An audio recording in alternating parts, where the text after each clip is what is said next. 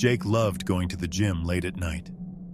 The quiet, the empty machines, the soft hum of the fluorescent lights. It helped him focus. Tonight was no different. It was nearly midnight when he walked into Iron Pulse Gym, swiped his card, and stepped inside. The place was empty. Perfect. He started with a warm-up on the treadmill. The gym lights flickered slightly, but that wasn't unusual. The building was old. As he ran, he noticed something strange in the mirror across the room. Someone was sitting at the bench press behind him. Jake slowed the treadmill and turned around. No one. He frowned. Maybe he'd imagined it.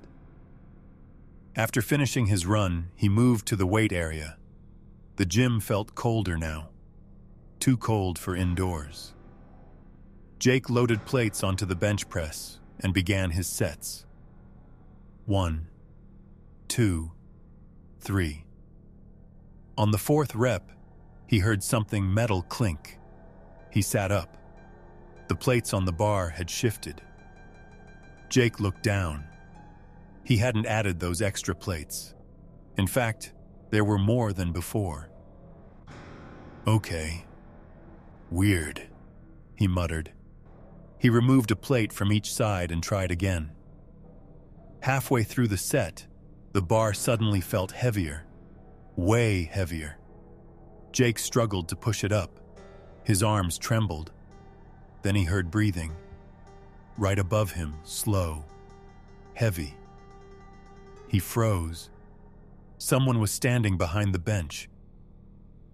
"Hey, can you spot me?" Jake said nervously. No response. The breathing got closer. The bar slowly pushed downward, crushing against his chest. "Hey!" Jake gasped. He tried to lift it, but the weight was impossible now. His vision blurred. Just before everything went black, he saw something in the mirror above him. A tall figure stood over the bench. Its arms were long and thin, stretching toward the bar, helping it push down. Jake's gym card was found on the floor the next morning. But the strange part? The security footage showed Jake bench pressing alone, yet the bar bent downward, as if something invisible was forcing it. And one frame of the footage showed the bar lifting slightly by itself, like someone unseen was finishing a final rep.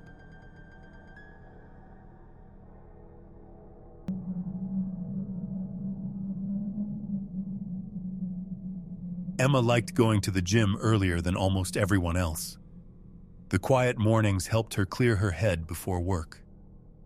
Most days she arrived around 5 a.m., long before the staff started their shifts. Members could enter using their key cards, so the building was often empty at that hour. That morning felt especially quiet. When Emma stepped inside, the gym lights slowly flickered on one by one. The air smelled faintly of rubber mats and cleaning spray. No music played yet, and no other footsteps echoed through the halls. Perfect. She finished her workout quickly, 30 minutes on the treadmill, then some light weights. After wiping down the machines, she grabbed her bag and headed toward the women's locker room. The motion sensor lights turned on as she stepped inside.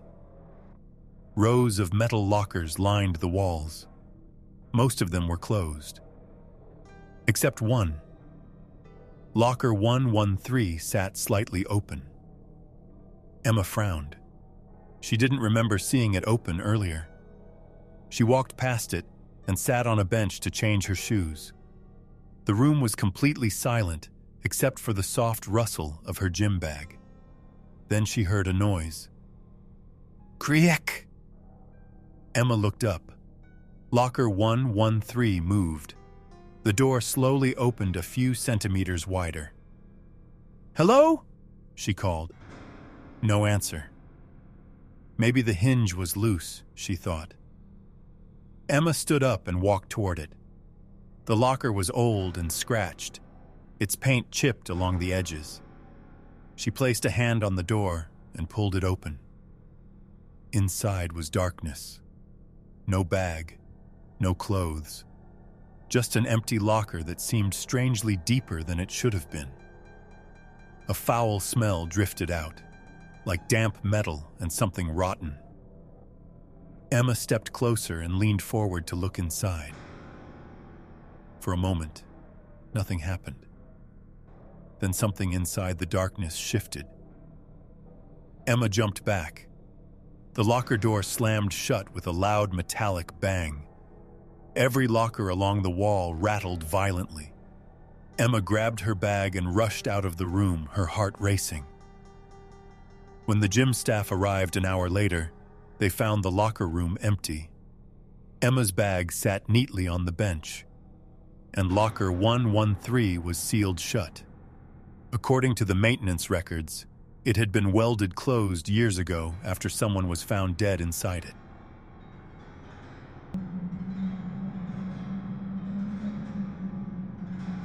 Carlos usually went to the gym around 2 a.m. after finishing his late-night shifts.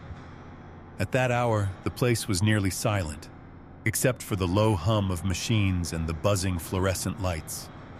Only one employee sat at the front desk, half asleep and scrolling through his phone. Carlos liked it that way. Fewer people meant fewer distractions. He started his routine like always. First weights, then stretching, and finally cardio. When he walked toward the stair machines, he noticed someone already using the one beside his. The man was tall and thin, wearing a gray hoodie pulled low over his head. Carlos stepped onto his machine and started climbing. The screen showed level 10, a comfortable pace. After a few minutes, he glanced to the side. The man's machine showed level 20. Carlos blinked. That speed was intense, but the man didn't seem tired at all. He wasn't sweating, breathing hard, or even moving much. His feet rested on the steps while the machine rotated endlessly beneath him. It looked wrong. Carlos kept climbing, trying to ignore it. 5 minutes passed, then 10. The man still hadn't changed position. Finally, Carlos leaned over slightly. "Hey man, what level are you on?" No answer. The man slowly turned his head.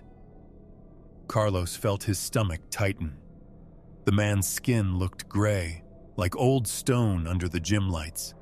His eyes were completely black. Carlos immediately stepped off the machine. "Yeah, I'm done," he muttered nervously. He walked quickly toward the front desk. "Hey," Carlos said to the employee. "Who's the guy on the stair machine?" The employee frowned. "What guy?" "The one right behind me." Carlos turned around. The cardio area was empty. Every machine was off. Confused, the employee opened the security cameras. Carlos leaned closer to the monitor. On the screen, he saw himself climbing the stair machine, alone. Then suddenly, the machine beside him turned on. Its steps started moving, slowly, like someone invisible had just stepped onto it beside him.